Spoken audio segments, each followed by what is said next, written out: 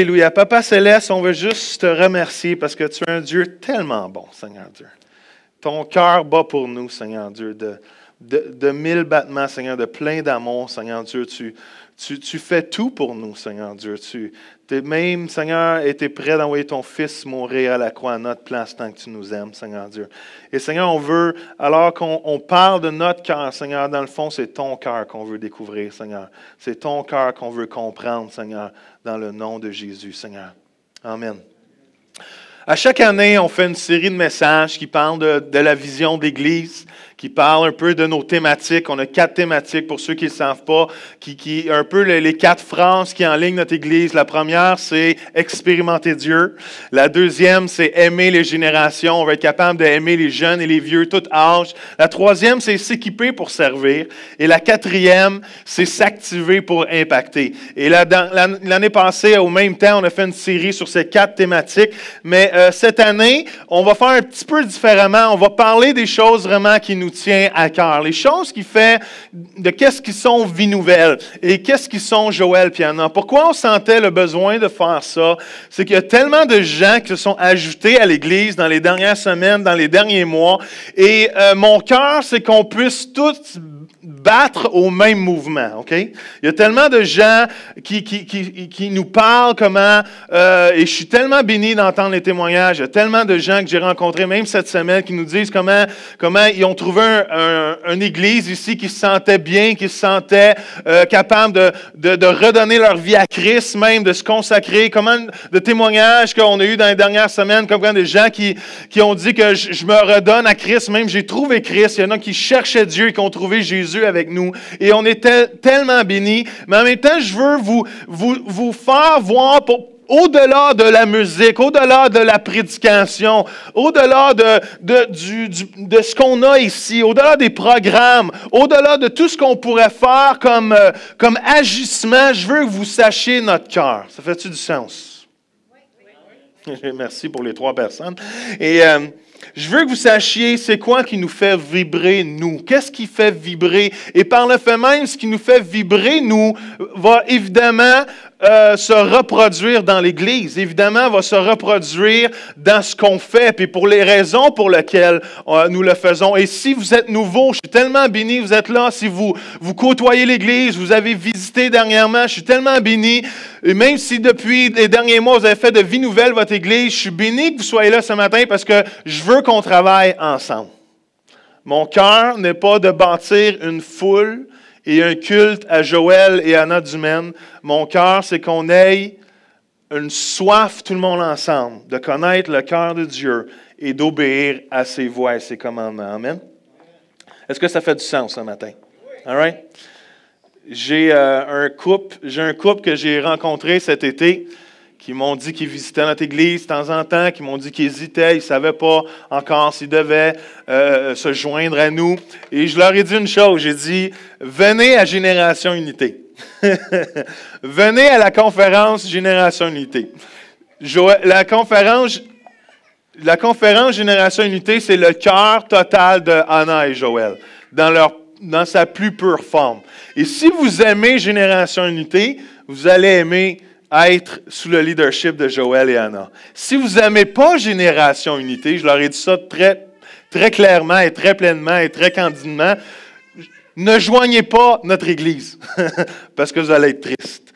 Et merci Seigneur, ils ont joint notre Église, alléluia, et ils ne sont pas ici cette semaine, ils sont en vacances, mais je suis tellement béni, et mon cœur dans cette série de messages, c'est que vous puissiez découvrir notre cœur, all right? Et qu'on puisse tout ensemble, si cela vous plaît, si cela vous accroche, si cela vous stimule et vous encourage, bien qu'on puisse dire, Dieu, utilise-moi dans cette assemblée. Dieu, utilise-moi puissamment parce que Dieu va faire des choses extraordinaires à travers de chacune de nos vies. Amen? Êtes-vous encore là? Ce matin, je n'ai pas vraiment de joke. À cœur ouvert, Joël n'a pas de joke. Impossible. Non. Alors, la première chose que je veux vous dire ce matin, c'est que, nous voulons être une église avec une culture du royaume et une culture de réveil. C'est quoi ça? Une culture de réveil, une culture du royaume. C'est la chose la plus importante qui nous tient à cœur en tant qu'Église, en tant que pasteur. C'est d'être des gens qui ont une pensée du royaume et une pensée de réveil. Vous savez, il se passe quelque chose de très spécial aujourd'hui dans notre monde. C'est qu'autant dans les 100 dernières années, tout l'éveil technologique a monté d'une façon extraordinaire. Aujourd'hui, regardez comment la technologie est incroyable. Regarde. C'est-tu assez incroyable à votre goût? Je peux juste tasser mon doigt et les choses changent. Incroyable. Il y a 100 ans, il n'y avait rien de ça de possible. On avait à peine l'électricité, même pas le téléphone encore. Mais c'est drôle alors que la technologie a monté dans les 100 dernières années, toute la communication, les choses comme ça, en même temps, le niveau moral et spirituel du monde a baissé aussi d'une façon extraordinaire. On est dans des années où il semble que la moralité a perdu son sens. On fait juste regarder comment le Québec aujourd'hui est divisé sur une charte de valeurs. On ne sait plus nos valeurs. On ne connaît plus nos valeurs. On a de la difficulté à identifier nos valeurs. Et l'humanisme, les idéologies humanistes et relativistes ont vraiment perdu, nous ont fait perdre notre identité, nous ont fait perdre notre but de vivre et nous ont éloignés du cœur qui était de connaître Dieu. Il y a des choses qui nous avertissent tellement. Le taux de crime a augmenté, le taux de meurtre a augmenté, le taux d'abus sexuels a augmenté. La pornographie aujourd'hui est partout. J'étais au restaurant chez Saint-Hubert avec des amis ce vendredi et j'ai dit à mon ami, il y avait une télévision en arrière de lui, j'ai dit, mon ami, lève-toi un peu plus la tête parce que ce qui se passe en arrière de toi n'est vraiment pas beau. Et on est dans un restaurant, c'est bien simple, mais en même temps, il y a tout ça qui nous est lancé aujourd'hui. Le taux d'avortement a monté d'une façon extraordinaire. Et c'est drôle, par exemple, laissez-moi vous dire que même si la moralité semble descendre, pour moi, ce n'est pas un découragement. Pour certains, ce serait un découragement. Ah, c'est la fin, on va aller s'enterrer dans un sous-sol avec des cacanes de soupe aux tomates en attendant que Jésus revienne. Non, pour moi, au contraire, quand je lis la parole, quand je lis la parole de Dieu, quand je lis les Écritures, quand une société s'enfonce de plus en plus, Dieu envoie quelque chose qui est extraordinaire. C'est que Dieu envoie un réveil à travers la prière de son peuple, à travers la consécration de son peuple pour changer les choses pour sa gloire. Êtes-vous là ce matin? Come on! Et oui, le péché abonde, mais à ce que je sache, la dernière fois que j'ai lu ma parole, la grâce surabonde. Come on! Hallelujah! Et on va aller voir les autres en haut, je les vois pas régulièrement. Et même, vous savez, la parole de Dieu va dire que l'amour du plus grand nombre va se refroidir. La dernière fois que j'ai calculé, le plus grand nombre, c'est 50% plus 1. Merci Julie pour notre statisticienne, elle comprend très bien. Alors laissez-moi vous dire que ça veut dire qu'on a de la place minimum pour 49,9%. J'ai un amen seulement là-dessus. Come on! Au Québec, on est 0,5% de chrétiens. Ça veut dire qu'il y a de la place pour de l'amélioration. Il y a de la place pour de la foi. Même si on dit que l'amour du plus grand nombre va se refroidir, moi, 49,9 au lieu de 0,5, ça me satisfait. Eux autres, ils disent amen, je vais aller ce bord-là. Ça me satisfait, puis même si on me dirait ça va pas bien, laissez-moi vous dire, moi, le cœur de Joël croit à une manifestation puissante d'un réveil de Dieu dans l'Église et dans la province du Québec. Ça, c'est le cœur à Joël. Je veux pas être hurluberlu. Je veux pas être irréaliste et ne pas voir les défis. Ah, je vais monter par ici. Et ne pas voir les difficultés qu'il y a, mais quand je lis la parole de Dieu, je vois qu'alors qu'un peuple est dans le trouble comme Israël, quand il crie vers Dieu, Dieu envoie un réveil. Et le Québec s'en va là!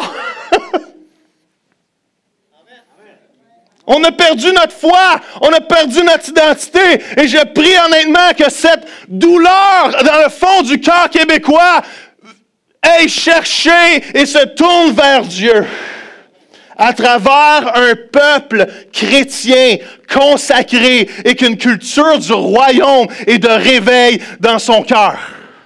Est-ce que vous me suivez ce matin? Le réveil, c'est quoi? C'est la résurrection spirituelle d'une personne, d'une congrégation, d'une région, d'une nation qui a perdu son premier amour et qui a perdu la passion et les buts qui enflamment le cœur de Dieu. Le réveil, c'est la renaissance de la consécration. Comment? Et de l'engagement dans la vie de ceux qui sont devenus complaisants et dont leur style de vie fut compromis par les soucis et les activités du monde. C'est ça le réveil. Le réveil, c'est la restauration de la puissance de Dieu au peuple de Dieu. C'est la manifestation de la puissance de Dieu par son Saint-Esprit qui sauve et qui transforme les cœurs affamés et les vies brisées. Le réveil, c'est le retour au grand but de Dieu qui sont que son royaume vienne, que sa volonté soit faite sur la terre comme au ciel et que tous soient sauvés. Comment? C'est ça le réveil. Le réveil n'est pas juste une idéologie loin. Le réveil, c'est quelque chose qui se passe dans la vie de chacun de nous. Vous savez, Dieu a amené des réveils de façon tellement extraordinaire dans les dernières 100 années. En Angleterre, au début du siècle, Dieu a pris 4 grands-mères qui ont commencé à prier pour le réveil. Dieu les a utilisés, leur Église a vécu un réveil. Imaginez-vous dans ce temps-là, dans le temps du réveil de Welsh, en Angleterre, les gens étaient dans les bars et ils sentaient une conviction partout où ils étaient. Ils s'en allaient à l'église alors que ces grands-mères-là priaient pour un réveil et qu'il y avait des réunions de consécration et les gens venaient donner leur vie au Seigneur. Comment? J'ose croire que Dieu est capable de le faire encore aujourd'hui. Si un peuple se lève, à cœur ouvert, laissez-moi vous dire, que jusqu'à mon dernier souffle, Pasteur Joël et Pasteur Anna vont prier et croire pour un réveil dans cette province. Peut-être ça va arriver après ma mort, mais je vais y avoir cru jusqu'au bout. Est-ce que vous me suivez ce matin? Je prie que dans notre Église, on ait cette pensée de culture, de royaume de Dieu, que Dieu veut faire quelque chose de puissant encore aujourd'hui. Ça va vous dire qu'on est déjà dans un réveil. J'ai un oui. Hallelujah, praise the Lord. On est déjà dans un réveil. Peut-être que vous ne le voyez pas, mais moi, je parcours la province, je parle à différents pasteurs et on sent tous la même chose. On sent, il y a une fibre qui est là présentement dans la province du Québec qui n'était pas là il y a à peine 3, 4, 5 ans. On sent un enthousiasme. Il y a plein d'églises qui grandissent parce qu'il y a plein d'âmes. Il y a plein il y a un mouvement de guérison maintenant à travers la province. Il y a des guérisons, des gens qui soivent, des pasteurs. Mais je rencontre des pasteurs qui, ça fait 40 ans, qui me disent, Joël, c'est la première fois de ma vie que je comprends l'amour de Dieu et maintenant j'ai vraiment donné ma vie à Dieu. C'est des pasteurs depuis 40 ans. Il y a quelque chose que Dieu est en train de faire présentement dans la province du Québec qui est extraordinaire, qu'on n'a pas vu depuis les années 80. Laissez-moi vous le dire, c'est vrai. Vous savez, souvent le réveil, c'est comme une rivière. Peu importe comment creux tu es dans la rivière, si tu mets les pieds dedans, tu es dans la rivière. Même si j'ai la rivière, si j'ai la rivière jusqu'aux chevilles ou que j'ai la rivière jusqu'au cou, peu importe, je suis dans la rivière. Peut-être qu'au Québec, présentement, on a l'eau du réveil juste en dessous des pointes des pieds. Tu sais, quand tu rentres dans la mer, puis l'eau arrive, puis ça refroidit les orteils. On a juste les orteils un peu froides présentement dans le réveil. Peut-être qu'on ne vit pas tout ce qu'on a, mais on vit de la délivrance, on vit des saluts, on vit la liberté. Et laissez-moi vous dire, moi, je crois qu'il y a encore plus. Il y a encore plus pour chacun de nous. Il y a encore plus pour la province du Québec. Et je prie qu'on puisse aller nager dans cette rivière-là que Dieu veut envoyer. Même Ézéchiel va dire qu'il y a une rivière qui sort du trône de Dieu. Et c'est la rivière de Dieu. Je prie que tous ensemble, on puisse attraper cette idée et de pourchasser une culture du royaume de Dieu dans cette Église. Une culture du réveil. Je peux-tu vous dire quelque chose? Vous êtes des porteurs de réveil. Allô? Amen. Alléluia. Ézéchiel, je t'aime. Vous êtes des porteurs de réveil. Nous sommes appelés à porter la lumière là où il y a des ténèbres. Nous sommes appelés à porter la vie là où il y a de la mort.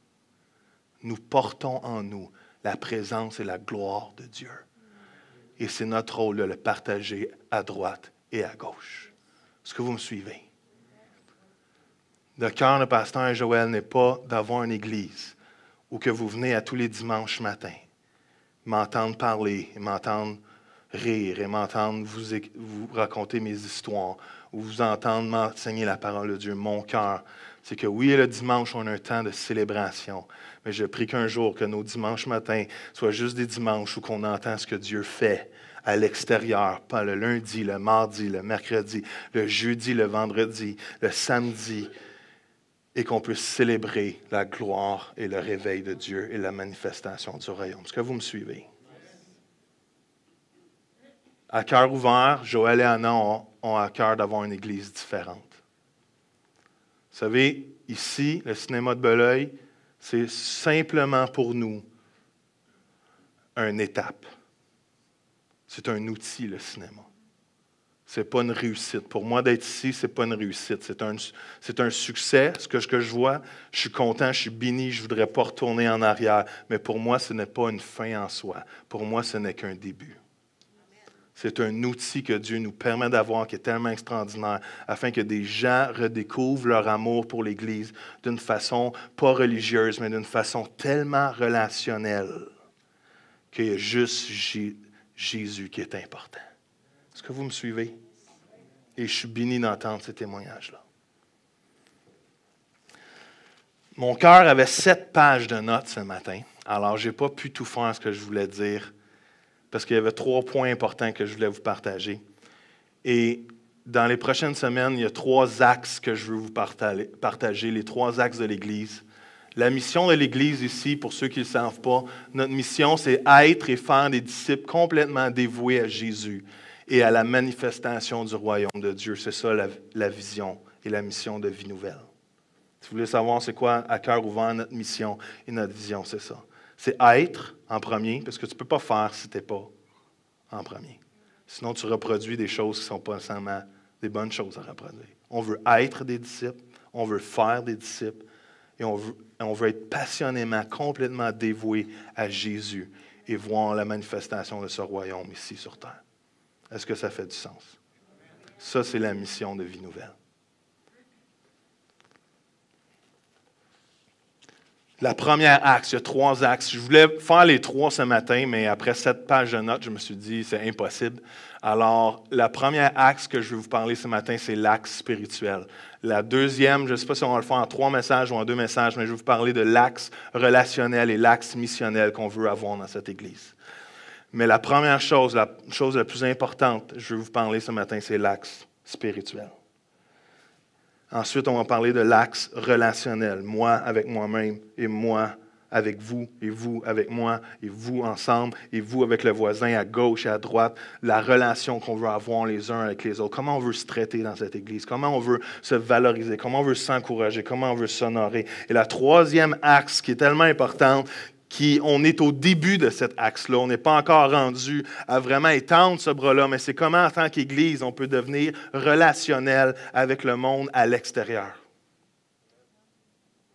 Parce que, malheureusement, souvent, autant dans notre vie, autant qu'Église, souvent, on peut avoir un axe spirituel très, très fort. On peut avoir un axe relationnel très, très fort aussi. Mais souvent, dans l'Église, aujourd'hui, la plus négligée, c'est l'axe missionnel. Qu'est-ce que Dieu nous envoie faire? Comment on va agir dans ce monde aujourd'hui? Comment on va atteindre le perdu? Comment on va atteindre celui qui est troublé? Comment on va atteindre la fille qui vit un avortement présentement ou qu'on lui dit d'avorter? Comment on va l'atteindre, cette personne-là? Comment on va atteindre notre voisin? Et ça, c'est une branche qu'on va développer ensemble. C'est une branche qu'on va voir Dieu agir d'une façon extraordinaire. Alors, c'est les 3 axes dans les prochaines semaines que je veux qu'on parle ensemble. Ça fait du sens? Mais matin, je vais vous parler de l'axe spirituel. Parce que pour Joël et Anna, à cœur ouvert, cet axe-là est vraiment important. Et si on n'a pas la base de la spiritualité qu'on veut établir dans cette Église, comment on va pouvoir bien toucher les perdus? Est-ce que vous me suivez? Et mon désir, la première chose, c'est que dans cette Église et dans nos vies et dans vos vies, c'est qu'il y a une importance de la présence de Dieu. Je ne sais pas pour vous comment la présence de Dieu est importante, mais pour nous, à Vie Nouvelle et pour Pasteur Joël et Anna, la présence de Dieu est top priority, comme on dirait en anglais. Priorité number one. Vous savez, il n'y a rien que je vais pouvoir faire dans mes capacités humaines. Il n'y a rien que je vais pouvoir faire avec les plus belles stratégies, les plus beaux programmes, les plus belles pensées, les plus beaux, n'importe quoi qu'on pourrait avoir si on n'a pas passé du temps dans la présence de Dieu. Je vais être à la fin seulement une cymbale qui retentit, si je n'ai pas la puissance, la présence et l'amour de Dieu dans ma vie. Et je vais être franc avec vous, notre Église n'est pas une Église du style friendly seeker. Qu'est-ce que ça veut dire, ça, être un friendly seeker? Aujourd'hui, il y a beaucoup de types d'églises, de façons de faire dans la société aujourd'hui, dans le monde d'église aujourd'hui. Et le type d'église friendly seeker, c'est le type d'église qui va tout faire pour que celui qui cherche soit bien et ne soit pas mis dans une position inconfortable. Donc, on va faire 15 minutes de louange. On va faire des prédications qui sont axées vraiment sur le bien-être, puis comment ça va bien, puis tu es capable, lâche pas. Pourquoi? Pour que celui qui cherche se sente pas trop déphasé, juste pour mettre ça comme ça, avec le fait qu'il rentre dans l'Église et le fait qu'il n'est pas dans l'Église. All right? Et c'est correct, je respecte ça, mais à cœur ouvert. Joël et Anna ne sont pas comme ça. Vous savez, c'est quoi, nous, notre type d'église? Notre type d'église, c'est presence seeker. On cherche la présence de Dieu. Moi, mon cœur, puis je vais demander à quelqu'un de venir témoigner. Je ne sais pas si Danny, tu peux prendre un micro. Mon cœur, c'est que alors que les gens montent ce couloir ici, la première chose qu'ils disent, c'est « Qu'est-ce qui se passe dans ce lieu? » Je ressens quelque chose que je n'ai jamais senti avant. Elle est où? Êtes-vous vivant ou vous êtes mort? Je ne sais pas si Geneviève, je ne la vois pas. Geneviève, Danny, va porter un micro à Geneviève. Je veux juste rapidement que Geneviève vous partage ce qu'elle a vécu la première fois qu'elle est venue ici. Et Geneviève était jamais allée à l'église avant de venir ici, ou presque, à part quand tu étais jeune, à 3-4 ans. Alors Geneviève, en 1 minute ou 2, dis-nous ce que tu as vécu, toi et ton fils, quand tu es rentré ici la première fois. Mais la première fois que je suis rentrée, c'est sûr que c'est de l'inconnu. Même si j'étais allée quand j'étais jeune, c'est sûr que tu es un peu... Moi, j'étais une fille bien gênée, j'étais gênée. Mais c'est quand que je suis rentrée ici, on est venu avec Olivier. Et puis, je me souviens, on était assis là-bas. Et puis, quand les louanges ont parti, bon, c'est ça, je suis musicienne, fait que c'est ça, peut-être la musique vient me chercher plus, mais je me suis sentie tellement aimée, tellement... je te pardonne tes fautes, t'es mon enfant, je t'aime. Et puis, j'ai pleuré tout le long. J'ai carrément pleuré. Je me sentais... Ça se décrit pas, ça se vit, mais aimée, j'étais un enfant de Dieu, puis c'est ce que je ressentais vraiment, c'est de l'amour. Tu sais, je ne peux pas trouver d'autres mots que ça. Je me sentais aimée, puis je me sentais que j'étais pardonnée pour tout ce que j'avais pu faire. Tu sais, je ressentais, c'est de l'amour. Et c'est pour ça que j'ai décidé d'amener mon fils. Et puis lui aussi, quand il est venu la semaine d'après, il a broyé tout le long. Et ton fils a quel âge? Mon fils a 10 ans. Puis qu'est-ce qu'il t'a dit? Parce que tu m'as dit ce qu'il t'a dit, qu'est-ce qu'il ressentait quand tu lui as demandé, parce que tu as demandé pourquoi il pleurait. Oui. Qu'est-ce qu'il t'a dit? Bien, il me dit un peu la même chose. Il dit, maman, je me sentais aimée, je me sentais bien, je me sentais dans une atmosphère de pas de faute. Là, souvent, quand les gens nous regardent, des fois, bon, on a des impressions, on a ça, mais là, c'est pas ça qu'il ressentait lui non plus. On a vraiment vécu la même expérience. C'est ça, c'est de l'amour absolu, si je peux dire ça comme ça. Là. Mm-hmm. Infini, exact. Amen. Est-ce qu'on peut la remercier? Come on. Merci, Geneviève. Geneviève, à part quand elle avait 3-4 ans, jamais les pieds dans l'église. Et quand elle est venue ici, elle a ressenti la présence de Dieu puis l'amour de Dieu. Moi, c'est ça que je veux entendre. Je ne veux pas que les gens disent « Ah, le gars en avant, il est intéressant. » Je veux pas qu'on me dise, ouais, la bonne musique, un bon ben. C'est correct, ça. Si ça arrive comme compliment, praise the Lord. Mais moi, quand les gens rentrent dans ce lieu, je veux qu'ils me disent, je sens quelque chose que je ne sens pas ailleurs. Allô? Êtes-vous là? Je sais que je ne fais pas de joke puis je ne fais pas de commande. J'ai fait aucun commande ce matin. Commande! Est-ce que vous comprenez à cœur ouvert qui nous sommes? Amen. Moi, je veux la présence de Dieu. Savez-vous le règne de David a été représenté par quoi? Le désir de la présence de Dieu. Pourquoi David a été capable d'écrire tellement de psaumes? Pas de psaumes, mais de psaumes.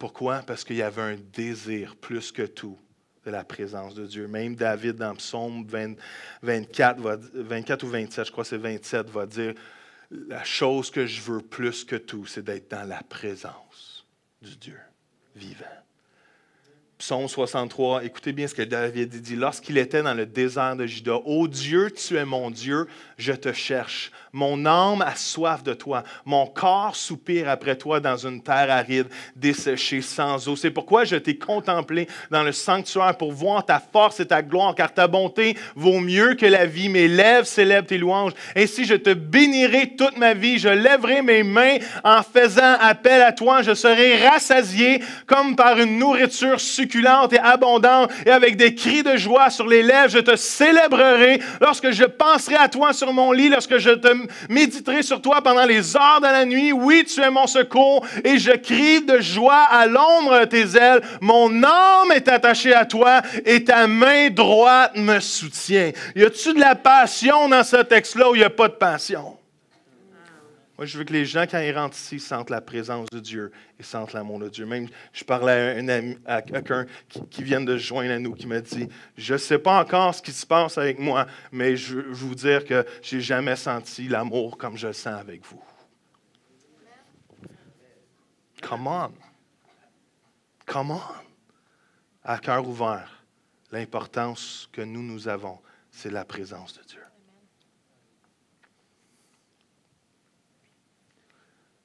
La deuxième chose qui est importante pour nous, c'est l'importance de l'intimité avec Dieu.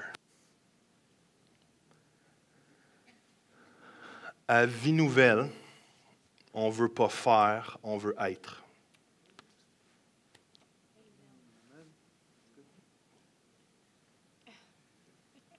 Je vais vous le répéter.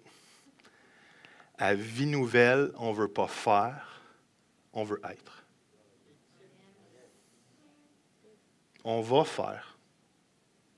Dieu va nous donner plein de choses à faire. Mais ça, c'est en second lieu avec l'idée de être. On veut, même si on est des imparfaits, je veux vous dire quelque chose. Pasteur Joël et Anna ne sont pas parfaits. Je n'ai pas d'amène à ça, c'est bon. C'est la première fois que j'apprécie votre nom, amen. Pasteur Joël et Pasteur Anna ne sont pas parfaits. Mais une chose que vous allez toujours être sûr avec Pasteur Joël, Pasteur Anna, on est complètement et totalement en amour avec Jésus. Ça, c'est officiel. Mais les gens les plus proches le savent. On est vrai et authentique. Ce que vous voyez, on avait quelqu'un à la maison cette semaine qui va dans une autre église. Il fréquente une des amies qu'on a ici, une des filles. Et c'est la première fois qu'il rentrait dans une maison de pasteur. Et moi, je l'ai agacé. Pour ceux qui ne savent pas, j'agace les gens, j'aime les taquiner. Et toute la soirée, je l'ai collé, j'ai dit que je l'aimais, j'ai fait des jokes, on l'a agacé, on l'a initié, on lui a fait faire la vaisselle tout seul parce qu'on voulait voir si c'était un bon candidat pour notre ami de l'Église. Et à la fin, il y a eu comme commentaire, il a dit, c'est la première fois de ma vie que je vois des pasteurs si authentiques puis si vrais que ça. Puis la même façon dont on est devant vous, on est aussi à la maison. On n'est pas une façade. Mes erreurs, vous allez les voir. Mes fautes, vous allez les voir. Surtout ceux de français.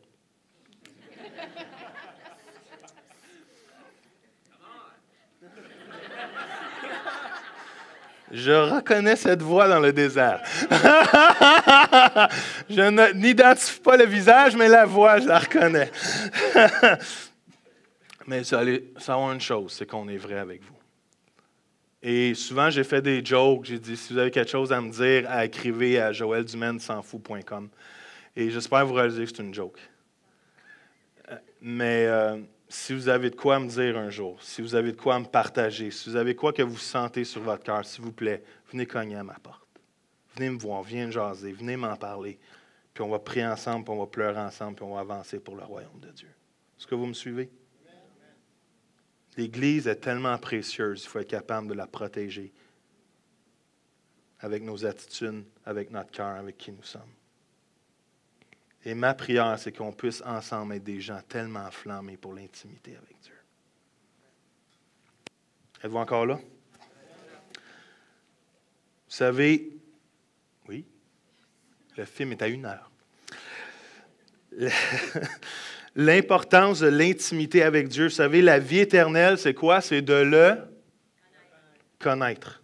Vous savez, le mot connaître ici, ce n'est pas juste le fait de connaître. Ce n'est pas juste de savoir, de réaliser. Je connais Julie, je sais un peu qui est Julie, mais je ne la connais pas vraiment. Je la connais, mais je ne la connais pas. Et le mot « connaître » ici, quand Jésus va dire « Or, la vie éternelle, c'est qu'ils te connaissent, toi, le seul vrai Dieu, celui que tu as envoyé, Jésus-Christ. » L'idée de connaître Jésus, c'est de développer une relation personnelle, intime, continuelle, grandissante avec Jésus.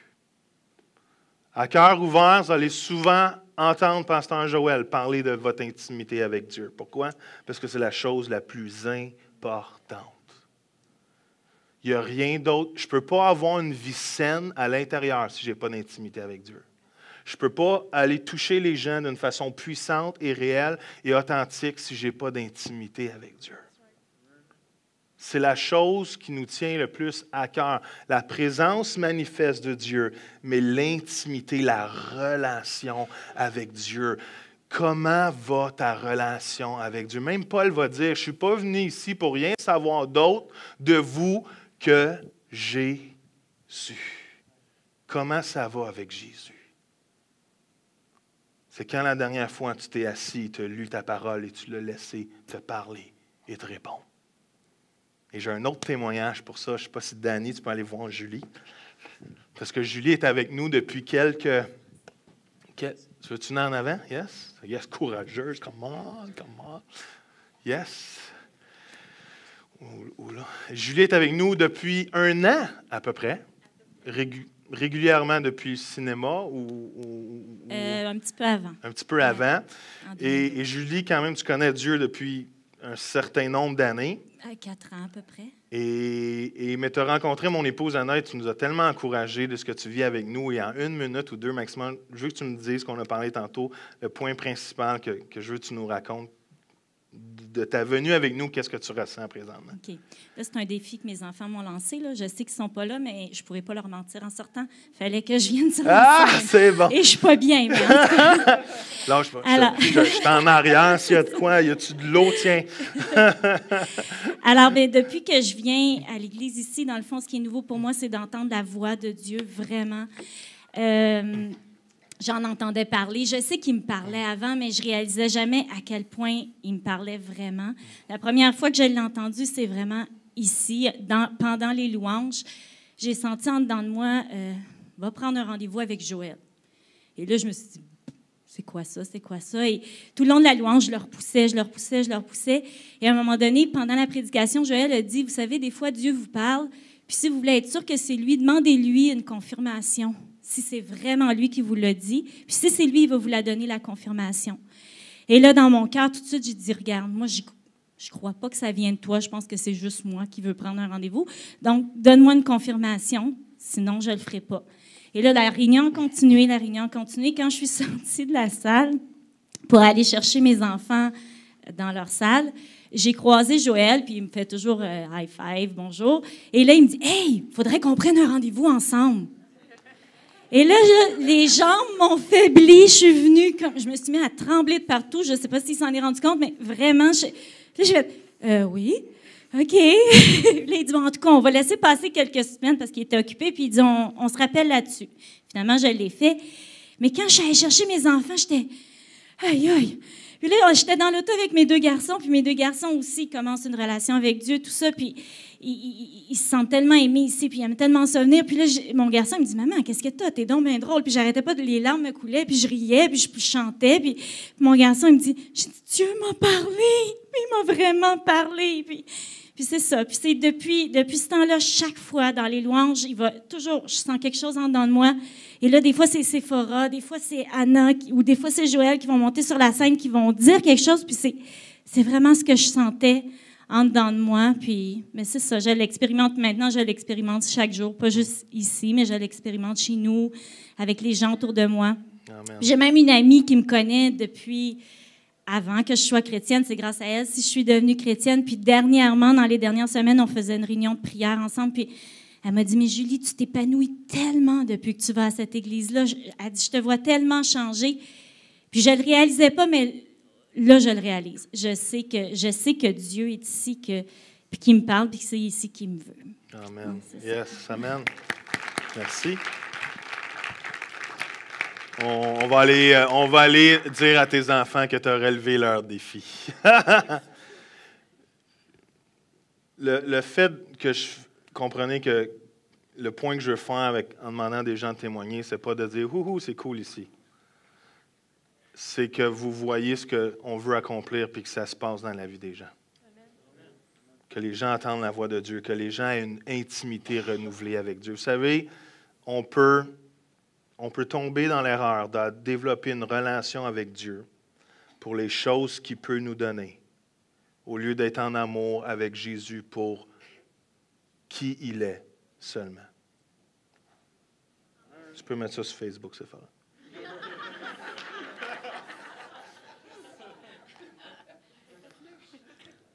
Et malheureusement, on peut être franc entre vous et moi. Dans notre vie chrétienne, il y a des moments où que notre relation avec Dieu n'est plus une passion, mais est une règle et un devoir. Et ma prière qu'en tant qu'Église, à cœur ouvert, entre vous et moi, autour d'une tasse de café, c'est qu'on puisse être capable de se challenger. Comment va ta vie avec Jésus? Parce que comme je vous dis, je veux pas faire une foule ici. Je veux qu'on soit des disciples et qu'on fasse des disciples. Et sans intimité avec Jésus, ça ne marchera pas. On ne grandira pas, on ne pourra pas former des disciples et notre vie spirituelle ne maturera pas si notre vie intime avec lui n'est pas à la hauteur de ce qu'elle devrait être. Êtes-vous là ce matin? J'ai fait déjà cette illustration, mais je veux la refaire. Je l'ai fait mercredi à la prière. Et parce qu'il y a tellement de nouveau, je sais que vous ne l'avez jamais entendu, mais imaginez-vous si on voudrait qu'une colombe reste sur nous alors qu'on marche, puis qu'on vit, puis qu'on fait nos actions de tous les jours. Imaginez-nous si on voudrait qu'une colombe reste sur notre épaule. Vous savez, la colombe est souvent une image du Saint-Esprit dans la parole de Dieu. Et si, vous savez, une colombe, c'est vraiment nerveux. Hein? Avez-vous déjà essayé d'attraper une colombe dans un parc? Ils s'approchent de toi, puis après, ils font exprès pour te niaiser, puis tu essaies de les pogner, puis ils sauvent toute la gang. Tu fais un cric, crac, croc, puis les 100 colombes s'en vont. C'est très nerveux, une colombe. Alors, imaginez-vous d'essayer de la garder sur votre épaule. Si on voudrait qu'une colombe, si on voulait, ah, David, qu'est-ce que tu en penses de celle-là? Si on voulait qu'une colombe reste sur notre épaule, toutes nos actions et tous nos mouvements seraient en conséquence de quoi? De la colombe. On ne ferait pas de choses nerveuses, on ne partirait pas à courir, on ne ferait pas de gestes brusques. Pourquoi? Parce que tout ce qu'on fait est en pensant à la colombe sur nos vies. Si le Saint-Esprit est représenté par une colombe, si je veux la puissance, la présence du Saint-Esprit se manifeste à son plus grand niveau, tout ce que je fais dans ma vie devrait être en lien avec quoi? Le Saint-Esprit dans ma vie. Je ne parlerai pas si le Saint-Esprit ne m'a pas dit de parler. Je n'agirai pas si le Saint-Esprit ne me montre pas d'agir d'une telle façon, selon les Écritures. Je ne ferai rien, je ne prendrai pas de décision, je ne ferai rien. Tout ce que je vais vivre ma vie, comment je vais la vivre, c'est en lien avec le Saint-Esprit. L'intimité avec Dieu. Est-ce que vous me suivez? Il faut que j'avance, j'ai encore plein de choses à dire, mais je vais avancer. La dernière chose qui est tellement importante, c'est l'importance de l'amour du Père. Et il y a un texte qui dit ceci dans Romains 8, 12, 19. « Ainsi donc, frères, nous ne sommes point redevables à la chair, mais pour vivre selon la chair. Si vous vivez selon la chair, vous mourrez. Mais si par l'Esprit vous faites mourir les actions du corps, vous vivrez. Car tous ceux qui sont conduits par l'Esprit de Dieu sont fils de Dieu. » Voyez le lien? « Et vous n'avez point reçu un esprit de servitude pour être encore dans la crainte, mais vous avez reçu un esprit d'adoption pour lequel nous crions « Abba, Père ». L'Esprit lui-même rend témoignage à notre esprit que nous sommes enfants de Dieu. Or, si nous sommes enfants, nous sommes aussi héritiers, héritiers de Dieu et co-héritiers de Christ, si toutefois nous souffrons avec lui, afin d'être glorifiés avec lui. J'estime que les souffrances du temps présent ne sauraient être comparées à la gloire à venir qui sera révélée pour nous. Aussi la création attend-elle avec un ardent désir la révélation des fils de Dieu.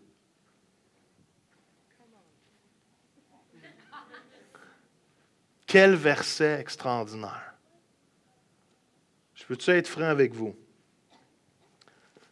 Il y a beaucoup de chrétiens qui ont donné leur vie à Dieu, mais qui n'ont jamais expérimenté l'amour de Dieu dans leur vie et l'amour du Père pour leur vie.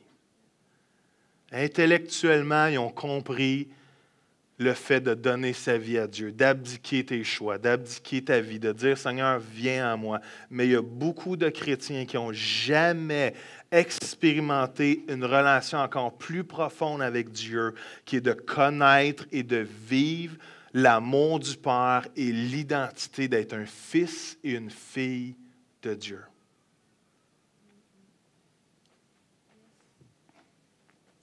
Je veux juste aller voir que ceux que je ne vois pas ont compris.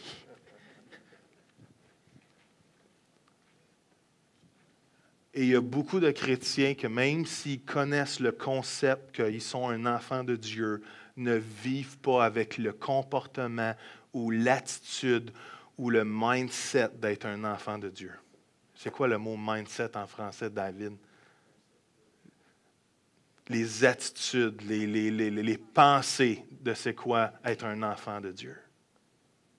Vous savez, je peux vous dire 100 fois, tu es un enfant de Dieu, Samuel, tu es un enfant de Dieu, tu es un enfant de Dieu. Puis Samuel peut me dire, ah oui, tu as raison, Joël, je suis un enfant de Dieu, mais jamais expérimenter l'état d'être un enfant de Dieu. Est-ce que vous me suivez?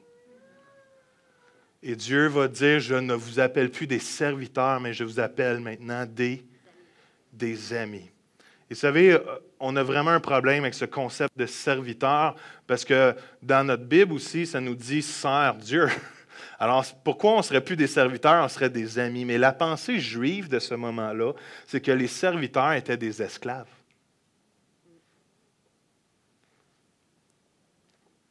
Et ces gens-là servaient, mais avec une attitude d'esclave, et non avec une attitude de fils et d'enfant de Dieu. Vous savez, quelqu'un qui ne comprend pas, et pourquoi je vous dis ça, c'est tellement, là on creuse, là. C'est la présence, c'est deep ce que je suis en train de vous dire, mais c'est tellement important, parce qu'une Église qui n'a pas expérimenté l'amour du Père et des individus qui n'ont pas expérimenté l'amour du Père va se déchirer entre eux. Quelqu'un qui vit avec une mentalité d'esclave ou d'orphelin, comme j'appelle, va être jaloux de l'autre chrétien qui avance pour Dieu. Va vouloir compétitionner pour avoir une place que l'autre a déjà. va être insécure en rapport à l'appel ou les dons que Dieu peut mettre sur la vie ou l'autorité que Dieu peut mettre sur la vie de quelqu'un. Il peut être chrétien, mais il est encore esclave dans ses pensées. Ce n'est pas un commande, là, c'est un « wow ». Et malheureusement, beaucoup de chrétiens qui vivent encore sous le joug d'être un esclave, alors que vous êtes maintenant des enfants et des fils de Dieu. Vous êtes des princes et des princesses.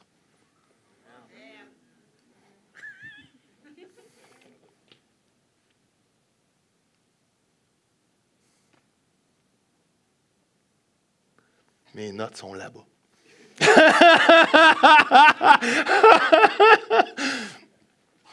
Mais je veux qu'on soit une Église qui comprend c'est quoi le cœur du Père. L'amour que Dieu a pour vous.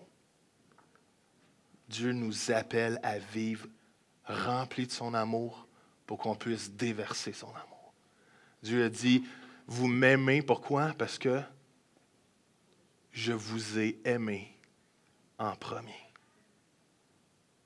Je suis tellement béni ce que Geneviève a dit. Elle dit, je sentais que peu importe mes fautes, personne m'en ait rigueur. Come on. Ça, c'est la présence du Père dans ce lieu.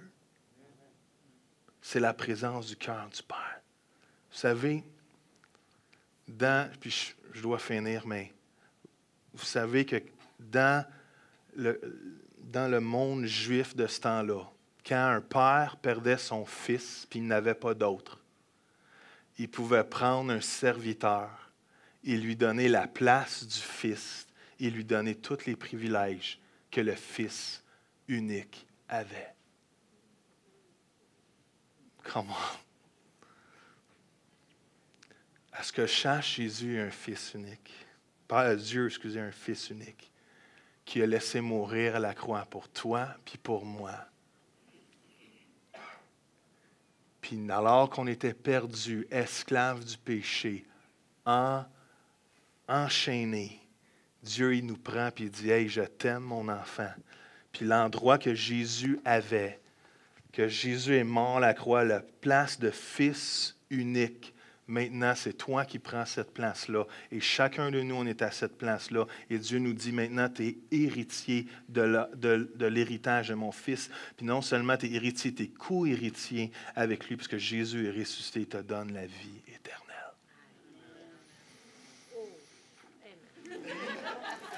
Comment? Wow!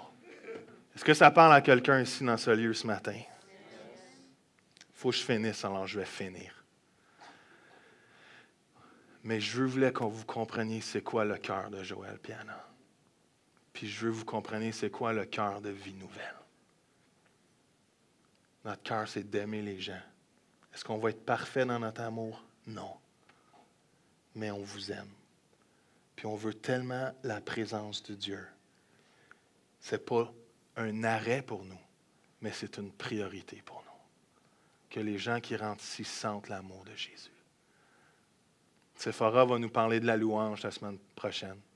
Moi et Anna, on va parler de la relationnelle et du missionnel, parce que si une église n'est seulement spirituelle, elle va mourir. Allô? C'est la priorité. Mais j'ai trop vu d'églises qui ont des parties de gens purs, de purée de patates ensemble. Ils viennent ensemble et ils ont un party de gens purs. On veut être passionnément en amour avec Jésus, mais il y a des gens à l'extérieur puis il faut aller les chercher. Est-ce que vous me suivez?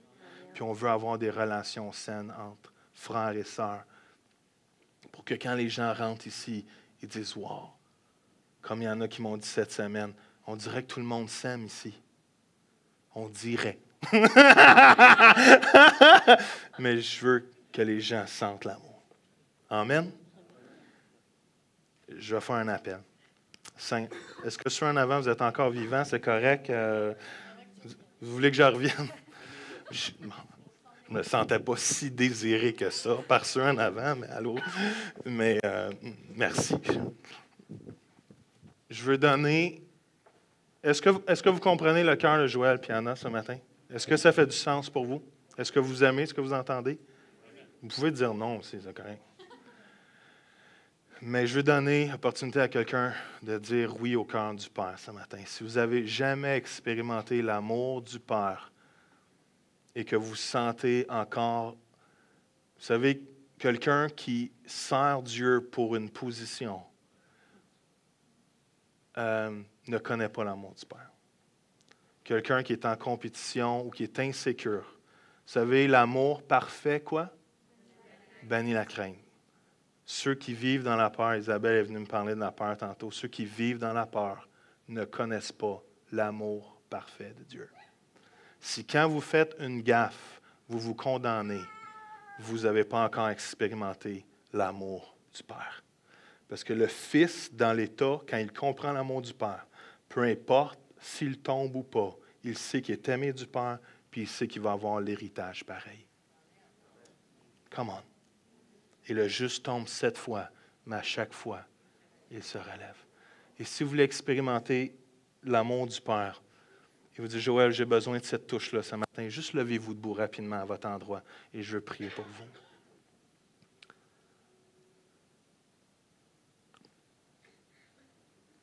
Yes, amen. Merci. Yes, hallelujah. Hallelujah. Est-ce que je prends des gens qui iraient toucher sur l'épaule de ces gens-là ce matin? Yes, allez, femme avec femme si possible, homme avec homme. Mais juste aller toucher quelqu'un de l'épaule.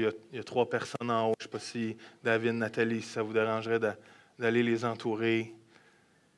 Yes. Il y a des gens qui pourraient aller voir la dame avec un chandail jaune. Je ne sais pas si il y a quelqu'un qui pourrait aller les voir. Yes, Lord. Hallelujah. Yes, Jésus. Dieu est tellement bon. Son amour est tellement puissant.